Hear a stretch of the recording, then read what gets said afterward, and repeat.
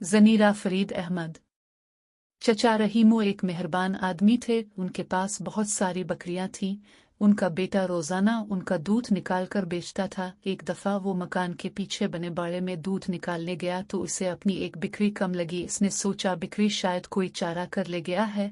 वो बाप के पास गया और बताया कि बाड़े से एक बिक्री गायब हो गई है।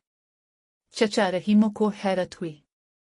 अचानक उनके बेटे का ध्यान कसाई नौरे की तरफ चला गया। इसने शक का इजहार अपने बाबा से किया तो चचा रहीमो ने कहा, बारी बात किसी पर इल्जाम नहीं लगाते। तुम कहते हो तो आज हम दरख्त के पीछे छुपकर निगरानी करेंगे। जब चचा और उनका बेटा दरख्त के पीछे छुपे हुए थे तो कसाई उनकी एक बिक्री अलिफाटे कर ले जा रहा था।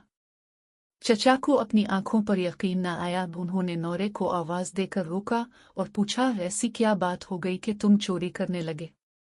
नौरे ने कहा, चचा मुझे माफ कर दी। जानवरों में बीमारी फैलने से मेरा कारोबार नहीं चल रहा है। मेरी माँ घर पर बीमार पड़ी है। नूरा रोते हुए बोला। चचा ने नौरे के आंसू साफ किए और बोले, अगर तुम्हारी माँ बीमार थी तो तुम मुझसे कहते। तुम्हें चोरी करने की क्या जरूरत थी? अब तुम्हारी सजा है कि तुम सुबह से शाम तक मेरे बेटे के साथ बकरियां चराया करोगे। इसके बदले में तुम्हारी माँ का इलाज कराऊंगा और खाना भी दूंगा।